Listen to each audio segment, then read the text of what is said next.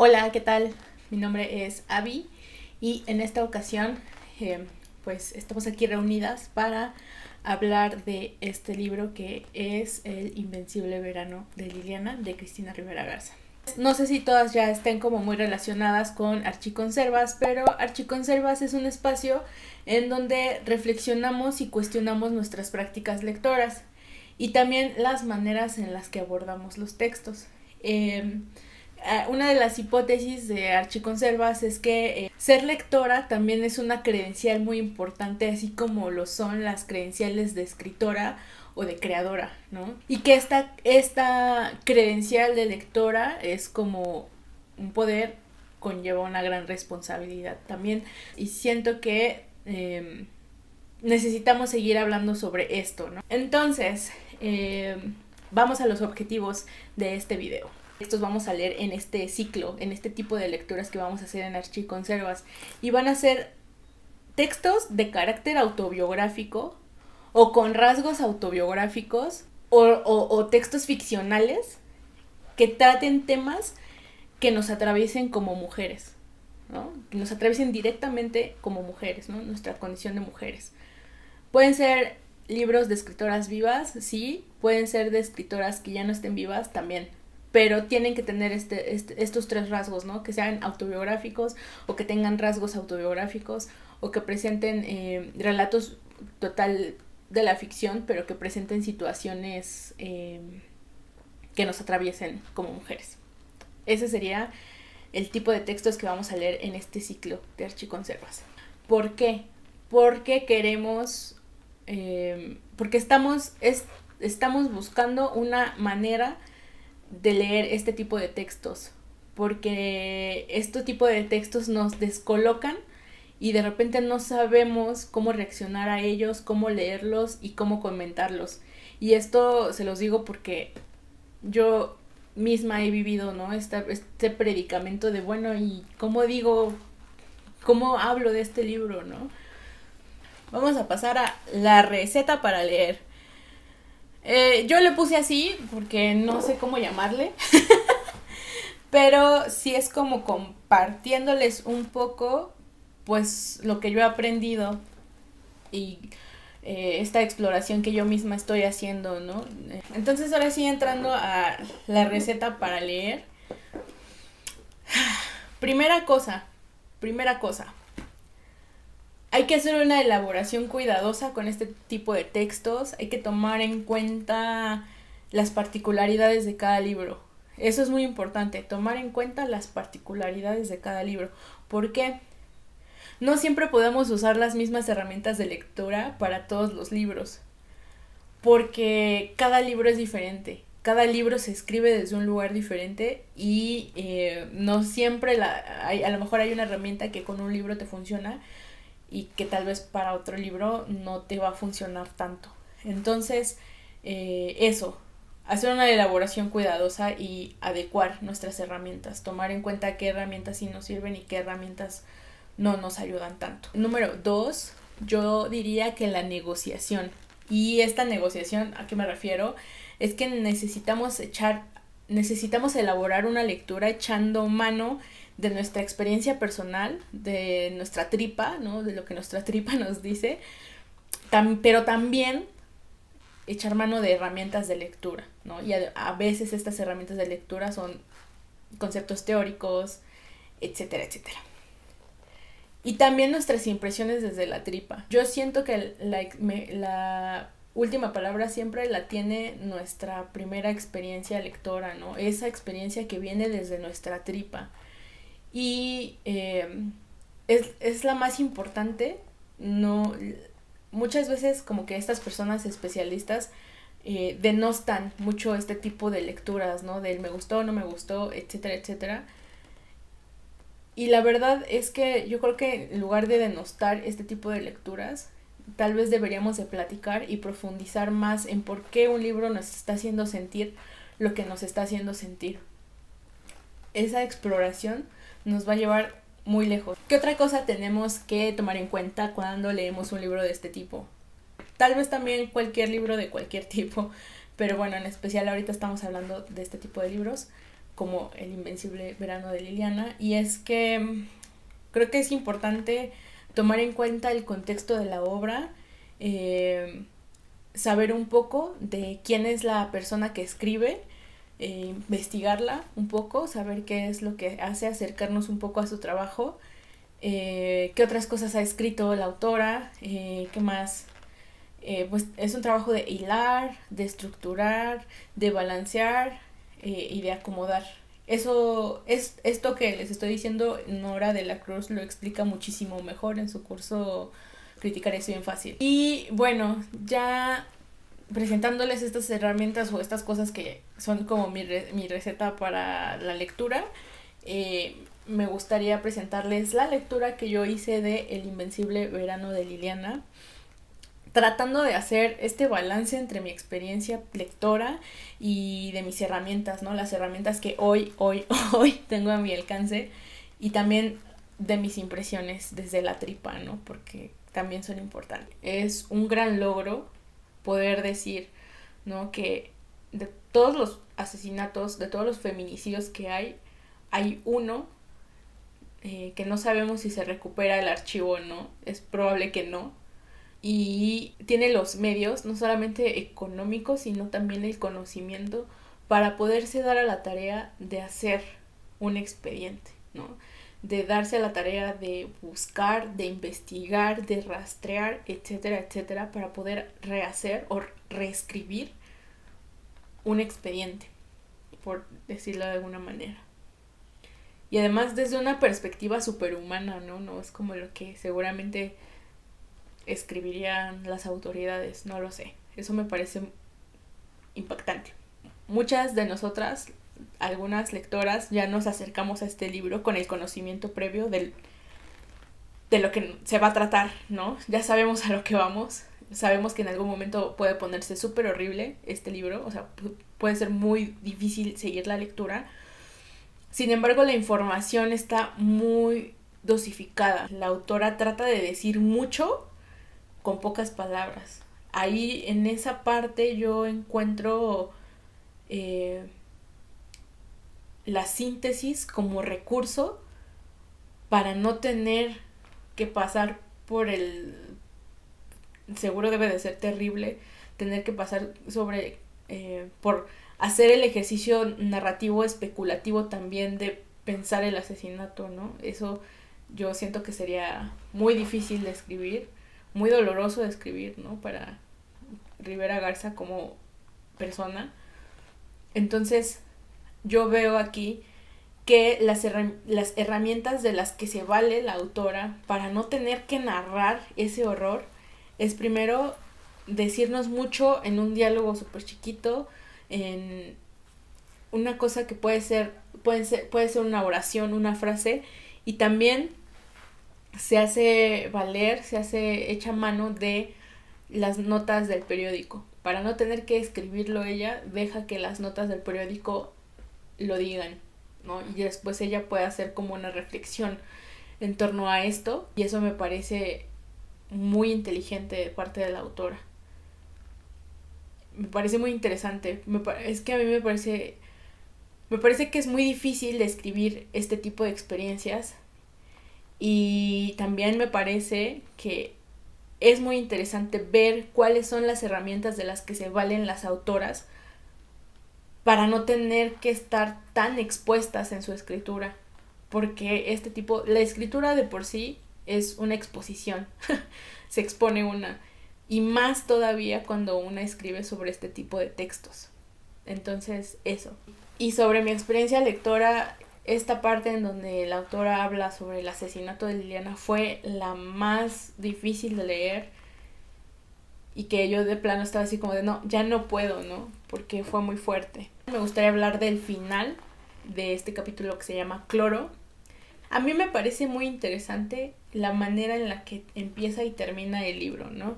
Porque el libro termina diciéndonos, en el libro la autora nos dice que cuando ya no pudo nadar, entonces empezó a escribir el libro.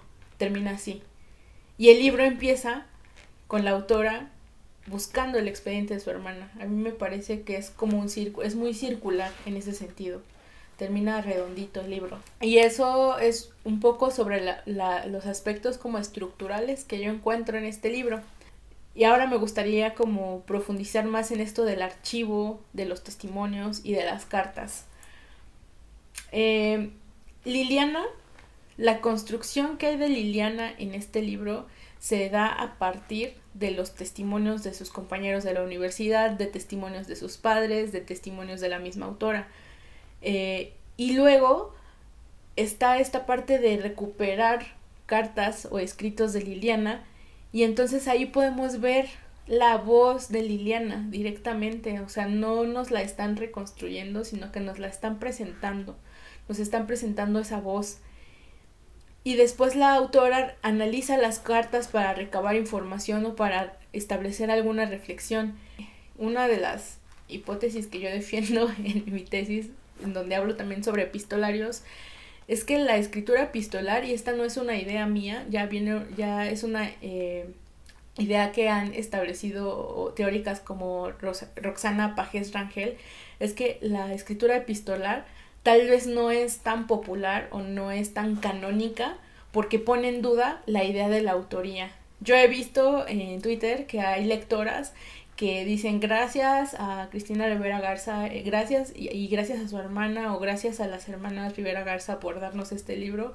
Y a mí me parece increíble porque sí, o sea, este libro está firmado con el nombre de Cristina Rivera Garza, pero también hay una escritura de Liliana.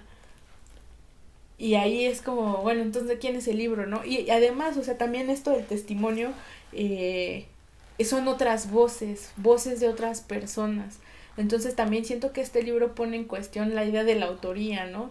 Porque si bien hay Cristina Rivera Garza es como la persona encargada de hacer la investigación y de recopilar todo, no todo lo ahí escrito pertenece solo a ella, ¿no? Hay muchas cosas ahí escritas que pertenecen a otras personas.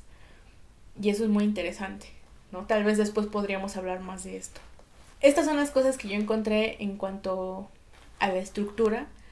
Y ahora sí me gustaría que habláramos un poco más sobre el tema, porque el tema es importante, ¿no?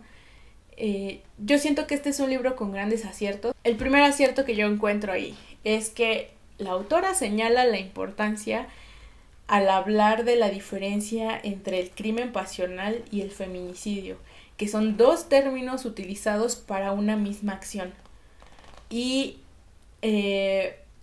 la diferencia o la perspectiva de estos términos lo cambia absolutamente todo, ¿no? Es decir, gracias a esto podemos ver muy claramente cómo el lenguaje es tan importante y el lenguaje marca la diferencia. La autora expone algo súper importante y es que el feminicidio ya existía antes de que se le llamara así, ¿no? Esa importancia del lenguaje a mí me parece que a veces hay muchos memes, ¿no? Que dicen que los que estudiamos letras estamos bien locos y hacemos cosas que no importan, pero en realidad cuando vemos que las reflexiones sobre el lenguaje son llevadas a estos términos, nos damos cuenta que en realidad tenemos muchas cosas que aportar, ¿no? Desde el campo de las letras, del estudio del lenguaje, etcétera. Con esta onda del lenguaje, Rivera Garza lo dice esto, ¿no? De que antes la violencia doméstica era vista como un asunto de lo privado y tardó muchos años en convertirse en un asunto, pues, político, ¿no? Público. El cambio de la violencia doméstica como una situación privada a un asunto de salud pública, eso, el término, o sea, el uso del lenguaje el lenguaje que se está utilizando para narrar las violencias, para explicarlas, para desmenuzarlas, nos cambia la manera de ver, nos cambia la visión, la perspectiva. También esta reflexión sobre cómo antes no teníamos este lenguaje para nombrar y para que este lenguaje que nos ayudara a identificar las violencias, las situaciones de violencia, las situaciones de peligro, ¿no? Y estas son herramientas con las que Liliana no tuvo en ese momento porque no existían. Y a mí algo que me impacta mucho es que de verdad es que no tiene mucho tiempo, ¿no? O sea, otra cosa de lo que habla la autora es un poco sobre el proceso de duelo. Un proceso de duelo atravesado por el feminicidio.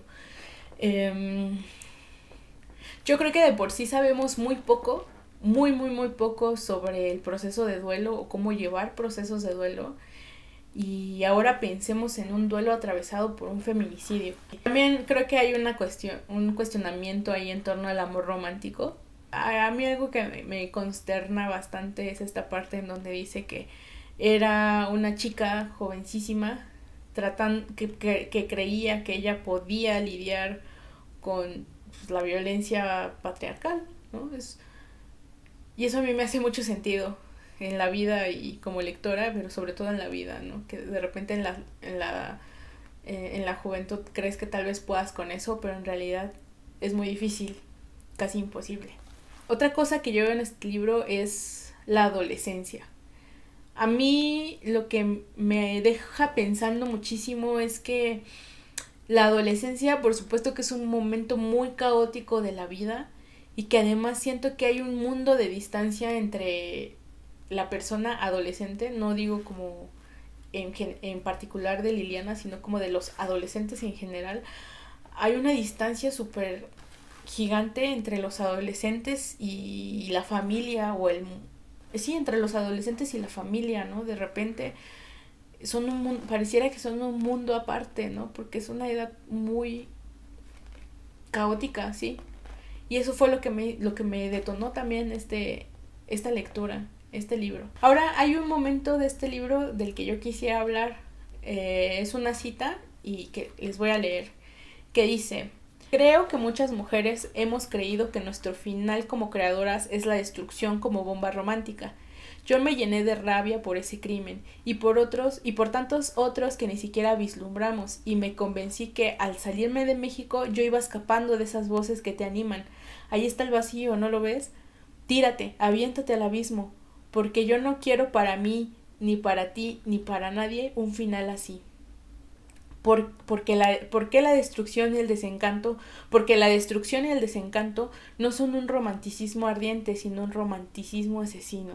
Porque estamos aquí, sí, llenas de talentos, no para alimentar la maestría vampírica de otros, ni para caer ciegas en el abismo de la locura, ni para cargar una piedra como San Jerónimo. Estamos aquí con el peso encantado de la existencia y la ligereza plácida del sueño, porque tenemos muchas cosas por decir, hacer, pensar, repensar, recrear, porque nuestro punto de vista es nuevo para una historia que lo ha negado, usurpado cientos de millones de años, porque tenemos que decir ya basta. Ni el dogma del amor, ni el de la fama, ni el del dinero van a poder destrozar algo mucho más firme e inocente a la vez: el deseo insensato, tímido, arrebatado por vivir y por crear otro vivir, algo más hermoso, algo más justo.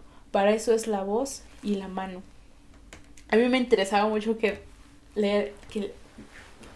viéramos esta parte, porque para mí esta parte fue una de mis favoritas, porque yo ahí siento la voz de la autora haciendo casi que un manifiesto. A nosotras esta parte nos puede ayudar para comenzar a pensar desde dónde creamos. Ese dónde, por supuesto que puede ser, en esta ocasión, ese dónde para mí es desde nuestro sentir, ¿no? Desde qué sentir estamos escribiendo. Para empezar, lo que a mí me hace mucho sentido es esta parte de la rabia y la destrucción, porque en mi proceso creativo yo siempre busco la manera de crear sin que la rabia me nuble la vista. Esa es como mi centro, no crear desde la rabia, porque antes lo he hecho y no me ha llevado a ningún lado, ¿saben? Pero esta es mi experiencia muy personal. Tal vez haya quien diga que no está de acuerdo, y está bien, porque cada quien elige desde dónde escribir, ¿no? Desde qué perspectiva o desde qué sentir escribir. Pero este es como mi caso muy personal. Sin embargo, siento que no hemos hablado mucho de esto y me gustaría que habláramos más de esto, ¿no? Entre creadoras, no solo entre escritoras, sino entre creadoras. ¿Cuál es el centro o desde dónde escribe cada quien? ¿No? Tampoco es que deba de ser definitivo. Tal vez con el tiempo vamos a ir cambiando ese lugar de enunciación, ese sentimiento de enunciación, sí, más que un lugar, un sentimiento. Así que muchas gracias a Cristina Rivera Garza por escribir eso, porque a mí me hizo muchísimo sentido. Otra cosa que yo pienso es que pensé es que me parecía increíble este trato pues relativamente decente que las personas, las autoridades le daban a la autora, a Cristina Rivera Garza. Y pienso, porque me acordé muchísimo de Procesos de la Noche, este libro de Diana del Ángel, y si ustedes lo han leído, ustedes sabrán a qué me refiero, ¿no? Y es este contraste que se le da a los familiares en Procesos de la Noche. Y aquí yo creo que habría que señalar a las autoridades y no a las autoras, por supuesto. Finalmente, en la última parte de este análisis, está dedicada para hablar sobre un tema que teníamos pendiente desmenuzar, que es esto que pasó con Felipe Garrido, a lo que yo le llamo hacer un Felipe Garrido. Como algunas de ustedes sabrán, durante la entrega del Villarrutia, el académico Felipe Garrido dijo que en el libro de Cristina Rivera Garza hacía falta que la autora conformara más al personaje del asesino. Por supuesto que esto nos emperró a todas y desde entonces yo me he quedado pensando en por qué nos está emperrando tanto, o al menos porque a mí me está emperrando tanto. Desde mi tesis de licenciatura yo vengo diciendo que necesitamos pautas de lectura para los textos autobiográficos, porque a fuerza queremos pensar que la persona, la figura autoral y la construcción del yo son la misma cosa y no necesariamente son la misma cosa. Desgraciadamente Felipe Garrido demostró muy bien la confusión entre estos tres conceptos y porque los textos autobiográficos no tienen una metodología clara o no se han hecho metodologías claras para leer este tipo de textos. Y entonces siempre pasa que uno se termina confundiendo entre la construcción del yo con la figura autoral y la persona. Podríamos hacer todo un curso sobre esto. Si a alguien le interesa, pues me dice y lo checamos. Pero son tres cosas diferentes. Entonces, por ejemplo, muchos en redes sociales decían, bueno, hay X, pues nadie conoce a este vato, ¿no? Pues quién sabe quién sea. Y es verdad, sí. Sin embargo, para las mujeres que tal vez queramos hacer una carrera como escritoras, no es tan simple. Porque Felipe Garrido es un hombre con poder en el medio literario, que ha tenido bastantes cargos importantes, que a la fecha tiene varios cargos importantes. Entonces no es tan fácil como decir, pero X nadie lo conoce.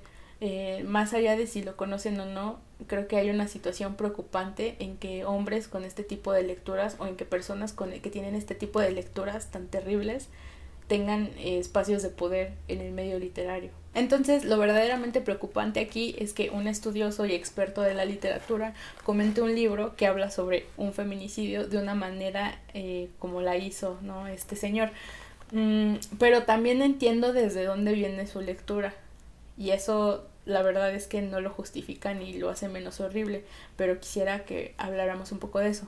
Y es que en primer lugar, el tipo de lectura que hizo este señor es una lectura que ya no es vigente ahora y que además es una lectura que viene desde el desconocimiento de Rivera Garza, porque tal vez si él se hubiera detenido a leer otros textos de ella, hubiera agarrado, hubiera entendido, o tal vez no, quién sabe. Entonces creo que esta lectura que hizo este señor es la típica lectura de encerrarse a ver el libro sin ver las implicaciones sociales que tiene el texto. Y esto le jugó mucho en contra, pero al mismo tiempo es algo que se hace muchísimo en la academia, es algo muy normal, lo cual es preocupante, insisto. Entonces por eso le dice personaje al asesino. Y aquí la cosa es el uso del lenguaje. En este libro podemos hablar de personajes. Y otra pregunta que yo quisiera hacerles, ¿podemos analizar este libro como si fuera una novela? Y ya para concluir y cerrar con estas sentidas reflexiones, que sin embargo creo que sí, el hecho de que un libro como este, con este tema y en este contexto, sea premiado y sea tan leído, tiene un valor significativo como archivo. Y pienso que este libro tal vez originará otros libros sobre este mismo tema